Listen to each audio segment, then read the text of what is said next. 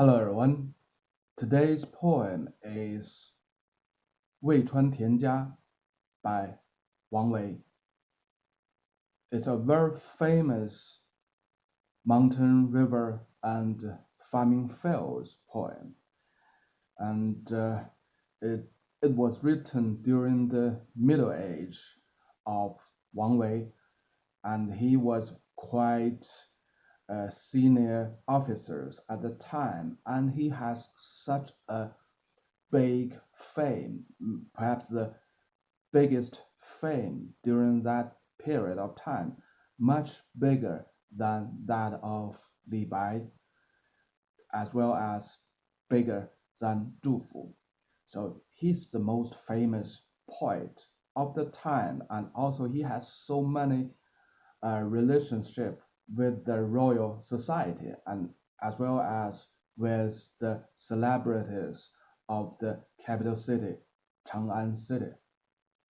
At the time being, it's the peak hours of the Tang dynasty. More than 100 years of peace, no war, and the life in the capital city, Chang'an, is such splendid and rich. It's especially for the people of the celebrities, it's all about parties, dinings, huntings, polo games, music, poets, of course. It's all about that things. And the people is always talking something big to conquer the new land, to make a big achievement for the country. So that's the atmosphere of the time being. But Wang Wei is so different. He was the most famous poet of the time, but you can see from this poem what he's really thinking about. For the classic Chinese scholars, their life goal basically is to contribute to the country, to make the fortune for the people. Anyhow, they still have a second choice. If they think the situation, the political condition is not good, they would like to go to be a hermit as a very rational choices. So here it looks like such a confused or conflict situation from this poem, because at the time being, the Tang dynasty looks like such a splendid dynasty, such a glorious time. But the most famous poet, Wang Wei, is thinking about to be a hermit, which means Wang Wei think the political is not good. And actually, what Wang Wei thought turns to be the true history several years later, or maybe 10 years later after this poem. The Civil War broke, and since then, the Tang dynasty declines and then vanished. So with such background, through this very simple and very joyful poetry, actually, if you thought about the mindset of Wang Wei himself, finally you will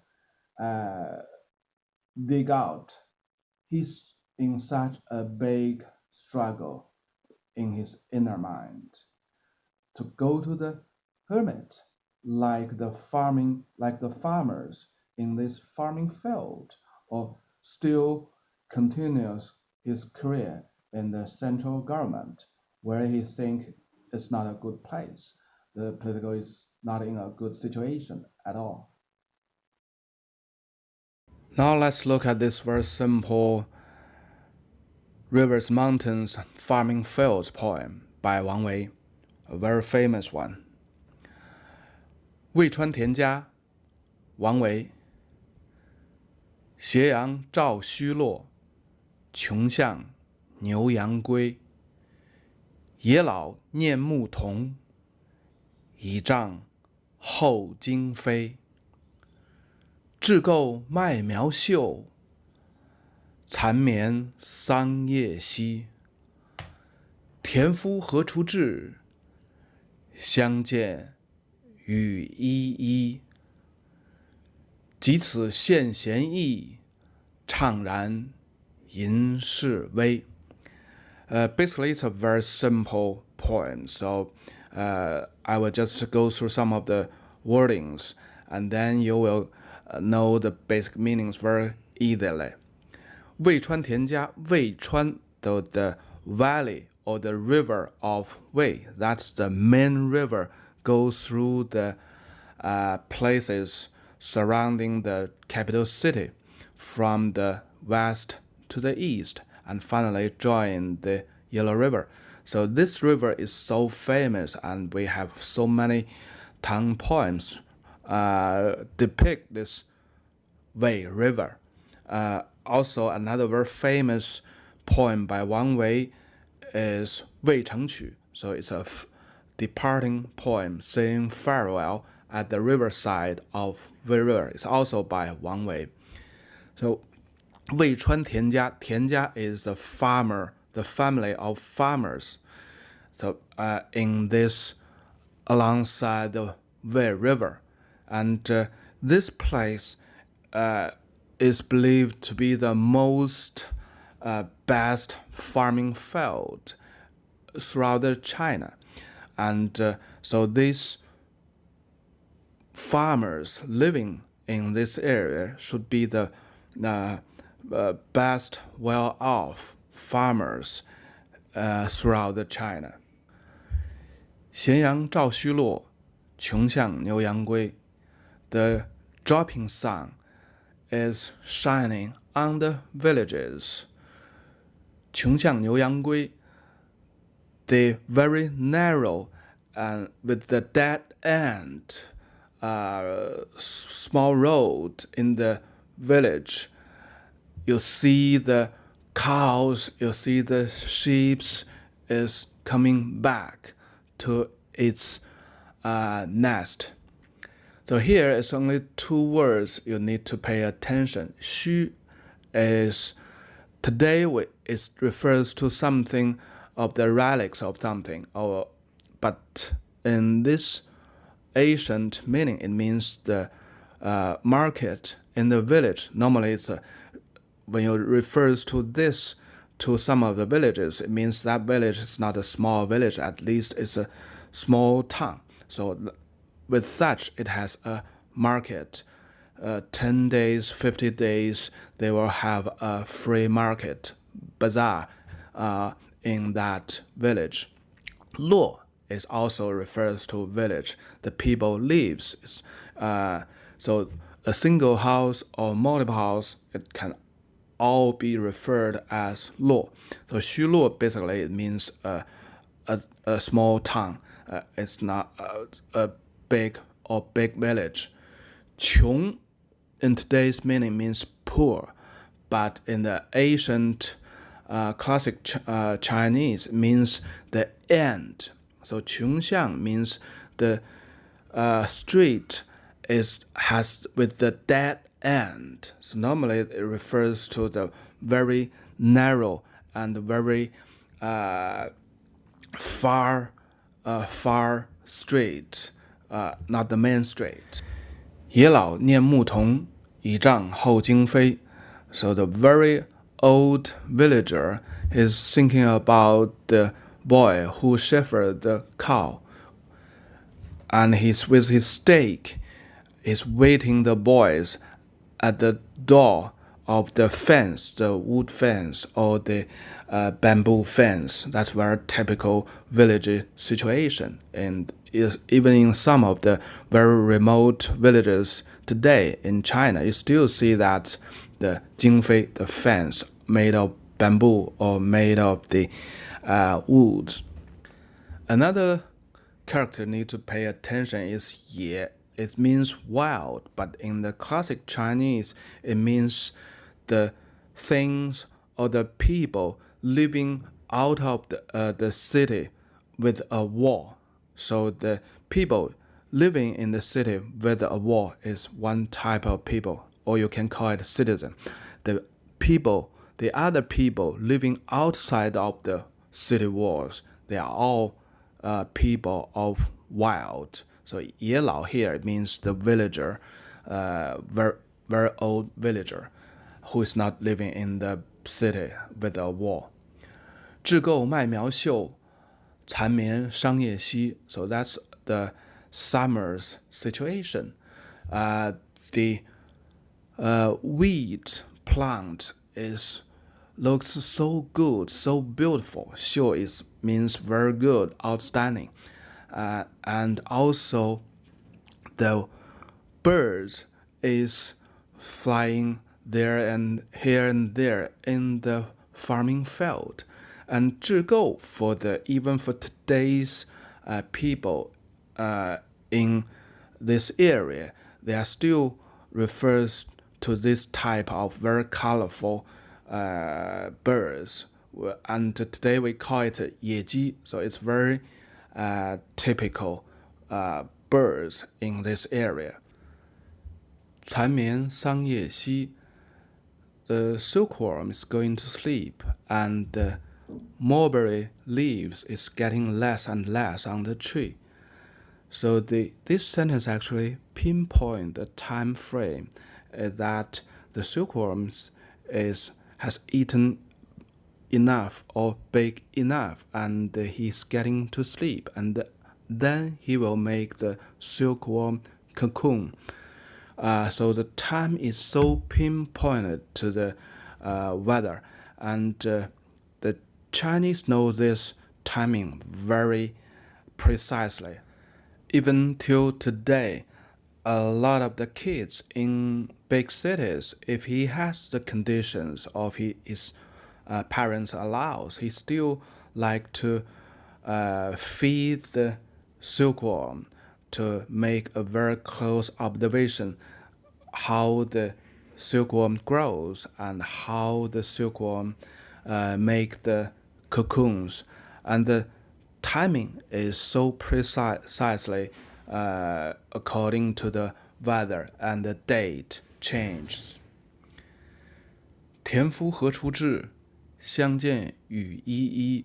田夫, the farmers, they carried with their tools and come back, meet somewhere in the village, and they talk endlessly. So 相见与依依 is quite similar to another famous poem by 孟浩然, 把酒话桑麻. So basically that's the typical descriptions of the life of the farmers. So all they care about is their harvest. So far, it's all the observations by the poet Wang Wei, and the wording shows it's a very sweet, peaceful, and very lively country life. 即此现闲意. So at this moment, at this place, I'm so jealous about the very idle life, the very escaping life of those farmers. So from this sentence is a word from poet Wang Wei himself. So he was so jealous about the life of those villagers. 怅然吟示微. So with a little bit sadness, with a little bit disappointment, he sings or he recites the poem of 示微. 示微 is a poem from the Book of Songs. So it has the word 胡不归, why not going back? So 归 is a very key word. We have pointed out several times. It's always related with the life destination or the life goals. So 归 also refers to go back to the hometown or go back to the home. But at this situation, the Wang Wei actually has achieved a lot in his career path. He was a senior officer of the time, and at that circumstances, he's talking about Gui. It means most probably in a Chinese mind, it means it's going back to be a hermit, because there's basically two ways for the scholars, for the elite people. One is to go to the political careers. At this career path, Wang Wei is quite well off already, and so he's talking about, I'm going to my destination. I'm going to my destination. So this actually implies he wants to be a hermit. So this could be a little difficult for foreigners, but if you read more and more classic Chinese literature, you will have a much better understanding of the name Gui. Let's review the poem again from the very beginning. The poet Wang Wei described the situation like a very picturesque pictures, and you feel the warmth, you feel the very idle and enjoyable life of the peasants, the farmers, and also you can feel a little bit jealous about that the poet shows on these farmers. At the end, the poet Wang Wei, he cannot help him to sing out 吟示威, which means he's saying out 胡不归. That's the wording from that poet, 示威. So at the last, he helplessly saying out 胡不归. So he used another poems to express his wealth. So that's the typical characteristic of the Chinese poetry. Indirect. Even in this poem, poems are always indirect. He used another poem to indirectly tells out his will or his pursuit. He wants to be a hermit, not to stay in the central government, not to dealing with the political issues anymore.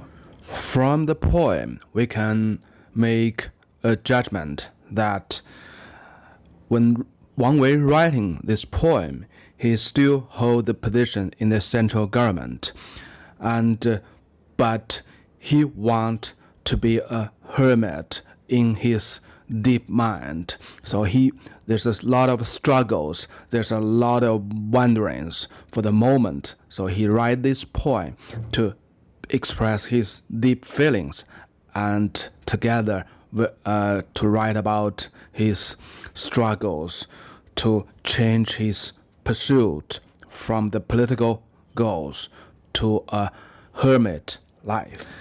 It's not so hard for a modern person to imagine the situation of Wang Wei as well.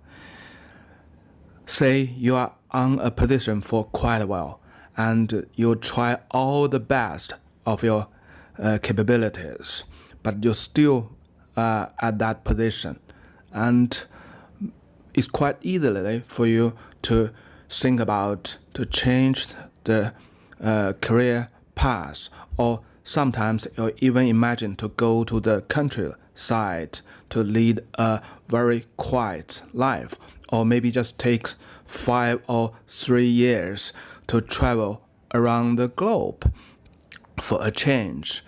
So finally, we found out it's not a simple picturesque poem to describe the beautiful country life. It's about the man side of Wang Wei.